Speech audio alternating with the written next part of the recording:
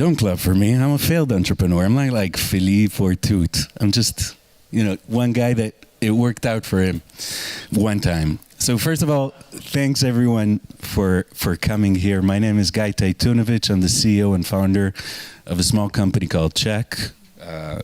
Recently became a unicorn like most Israeli startups, so I'm not that proud of it. And when they asked me to talk today, they said that I should be talking about why did it take me so long to build $1 billion company. And by the way, it took us 6 years. So first of all, apologies to the ecosystem that it took us so long. But in all seriousness, we're all aware most of our parents didn't accumulate wealth. Most of our parents worked for 40, 50 years to accumulate a small, nice pension, and they were lucky if they were able to do that. So I'm humbled to have been able to build the small company that I've built. And I thought to tell you a bit about my journey, because it did take me 37 years to become the entrepreneur that I am today. And it all began with a fax machine. Mid 6 years old, Tytunovich, that's me at 6 years old, a little more than 31 years ago. This was before the ulcer, before the entrepreneurial journey, before the eating disorders, sleepless nights, and tough road ahead. I was quite optimistic here. This was only after my first startup. But in all seriousness, it all became when I was 6 years old, my dad brought home a fax machine, and I thought to myself, oh my God, what is this amazing machine? Is this a robot with small people lined up inside of it transcribing what we're telling them? And I set about to dismantle this piece and look for those small people inside of it. And I did dismantle it and discovered that it's just bolts and stuff and not small people. But my dad was pretty happy, surprisingly, about that, because he said, well, son, you might have a future. This is called reverse engineering. And this started my path in cybersecurity. Obviously a friendless nerd. Actually, I wasn't that friendless, but I definitely was a nerd. And like most Israeli 18-year-old nerds, I too joined Unit 8200, a part of the Israeli Defense Intelligence. And on my first day of training, the commander of the training told me, the first day in a 9-year journey, by the way, told us, you're a bunch of nerds with no training. You're all self-taught. You're a bunch of spoiled brats. And for every one of you, the Iranians, the Syrians, the people around us, our enemies have about 10 to 20 PhDs. So we're going to teach you this thing called artificial intelligence. To those of you who don't know, today we call it AI. It started with artificial intelligence, as I mentioned, about 20 years ago. And that was my path into cybersecurity and artificial intelligence. The ability to overcome adversaries with compensating for the lack of manpower. We're a tiny state relying on a very young workforce for the military, the defense intelligence, and so on. And that's where my humble beginnings started. Chapter 2, 7 years later, after I left the military, I called it Everybody's Gotta Learn Sometimes, because this was my learning stage in the business world. And also because it's the theme song for a movie called Eternal Sunshine in a Spotless Mind, which is what really every entrepreneur should have if they want to succeed. Eternal Sunshine in a Spotless Mind. And my journey began with a company called Adzuk, or how I was CEO during the day and a paperboy plus driver at night. Adzuk, I thought it would be cool to start a business. I was a young, stupid entrepreneur, and it was 10 years ago or so it still made sense to start a company without a product, even if you're a techie. And I started a digital ad network in the Middle East and North Africa. I thought it would be fun to meet with people and not sit in front of a computer for 25 hours a day, 8 days a week. And it was indeed fun, but I don't know if you know, the Israeli military doesn't pay that well. So my savings were out in like 6 months. I put everything I had into the company. It takes a while for a company with a young CEO to turn a profit. So I couldn't pay myself a salary. So at night, literally, I woke up at around 9 a.m. You'll understand why so late in a second. And I was CEO from 9 to about 9, 10. Then I would go, I was a driver of drag queen performer in bachelorette parties. Her name was Josie Divine. Divine she is indeed. And then at about 1 a.m., 2 a.m., I had a paper route, Gordon Street in Tel Aviv, Mapo. 10 years ago, you got your paper from me. And that was indeed a humbling experience. It was very difficult. It was very painstaking. Got home at about 5, 6 a.m., went to sleep for a whole 3 hours, woke up CEO. Did that for about 2 years until I could pay myself about $2,000 a month to pay the rent. Edzuk sold for a shitty multiple of 0.3 because back then, I didn't yet realize that as a techie, as a product guy, I could be building a product and getting a better multiple for it when I end up selling. And it was very evident to us that, we needed to scale business in another industry, in another field. So we started Combo Tag, or When I Learned Not to Mess with Google. One very, very important lesson for every entrepreneur out there. And what Combo Tech did was we thought it would be fun to help advertisers maintain brand safety, not have their ads next to bad content, next to scary content, bad images. I'll give you a few examples. This is an ad with a duck on a page talking about the fear that you are being watched by a duck. So this is obviously, this is the grand problem that we were solving for.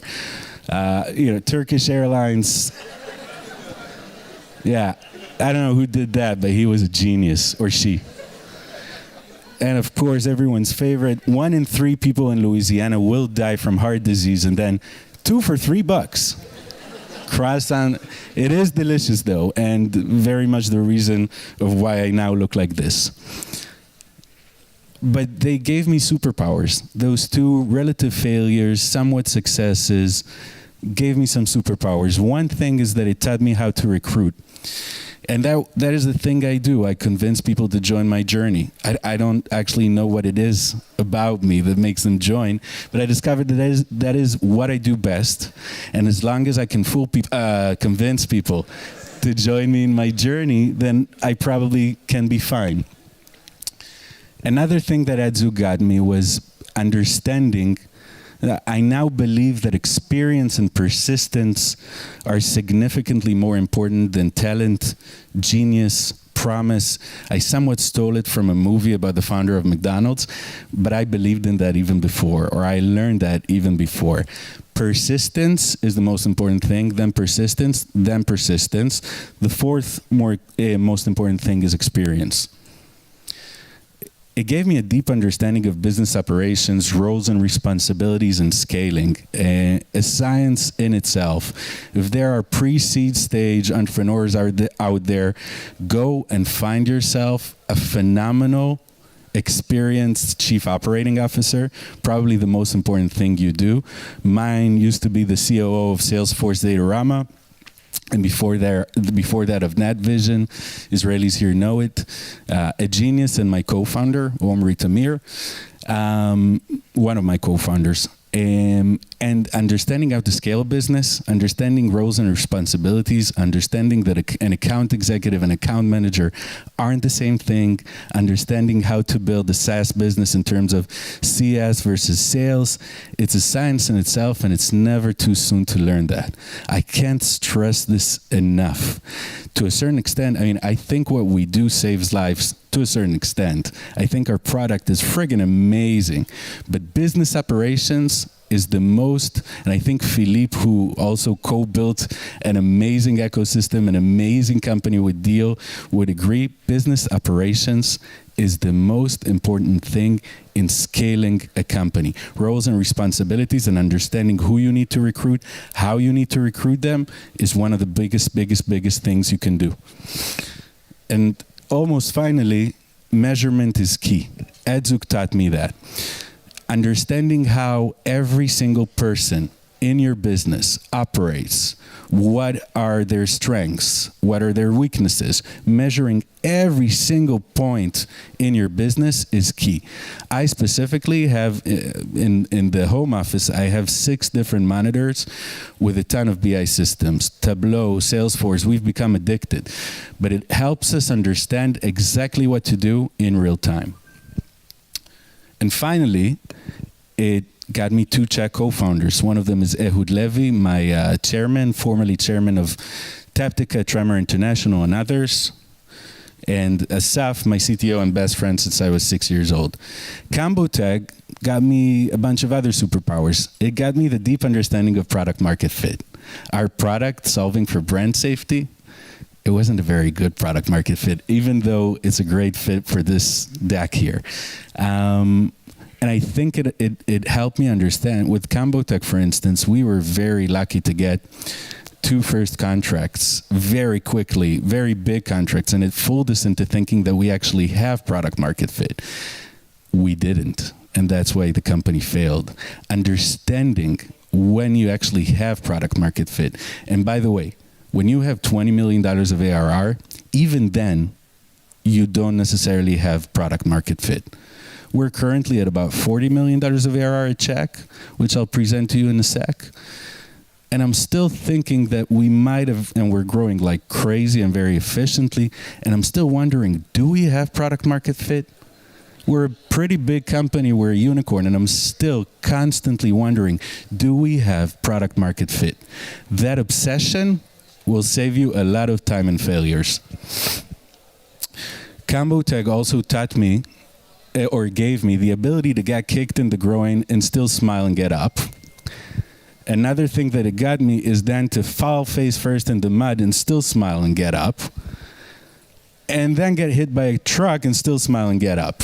I can't stress enough how persistence is important. Until I was 27, I'm a graduate of a very astute training program in the Israeli Defense Intelligence called Chaman Talpiyot. Until I was 27 years old, I mostly got yeses. People mostly told me yes. People told me that I'm great in many things. You know, life was fairly easy. I don't come from a rich family, but you know, when you're a nerd, a lot of things come easy. When I became 27 years old, left the military and became a businessman, an entrepreneur, life became hard. Let me tell you, my failures are way more glorious than my one success story. I'm 37 years old today, and I've got mostly failure stories to tell you and one success story. You get kicked in the nuts, pardon my French, so many times in that path, so many times in that route. And one of the secrets is, who gives a flying F? Just get the F up and continue running. Never, ever effing give up. And it also got me one of the CHEQ co-founders, Omri, that I told you earlier about, my co-founder and COO. And chapter 3, I called it very boringly CHEQ, because it's the least interesting part of this quick deck. This is the one success that I actually had. CHEQ today is the global leader in go-to-market security, a category that we invented. It wasn't very tough to be. We were global leaders in that at the very beginning. Now there are quite a few companies in that field, but we're still at 95% market share thereabout from everyone who currently uses a solution go-to-market security. What we do is we secure every bit of your go-to-market operation, organization, systems, platforms, from everything that is bad and scary, the boogeyman of digital. We have customers that love us and rave about us and tell that we're mission critical. I never had, in the previous startups, never ever had customers who were actually in love with us. Far from it. Product market fit. Today we've raised $183 million of venture capital. Our last round was $151 million. They took $1 million away from us. So annoying. Tiger Global, Battery Ventures are our investors. We've got offices in a bunch of places, scaling up, scaling up, scaling up. But the real secret, I mentioned it as my first kind of superpower, if I can be so pretentious, is the ability again, I made this mistake, to get people to come and work with me. No worries. I need way less than that. Among a few, my COO, Omri, who's already done it many times. Nitzan, my chief business officer, used to be the chief business officer of Salesforce Datorama as well. Toby, my amazing VP people, VP HR, who's probably the most important person in the company. Asaf used to be the chief product officer at CHEQ before, and before that, Perian. Limor, Dave, Sefi used to be the head of user acquisition at Monday.com before he became our chief growth officer right after IPO. And what I'm trying to tell you, people, is that people are the most important thing. Get people around you that are smarter than you, that are better than you, and most importantly, that have a ton of experience. A ton of experience. Persistence and experience. Our go-to-market motion is really cool. What we do essentially is we have a zero-touch motion, a self-serve platform. We get about 150 new, this is old. We only had 100 new paying customers every single day there. Now we have about 150, 6 months later. New signups every single day, out of which about 10% are enterprise eligible. And we convert them through a nurturing sales team to enterprise customers in a very much enterprise sales motion. Again, business operations, ladies and gentlemen. This is so friggin' important. Have your go-to-market to scale built to perfection. Nothing more important than that. And this is why it took us so long to build $1 billion company. It's kind of difficult. So that, ladies and gentlemen, was my story in brief. I want to thank you and thanks Sarona Partners for having me.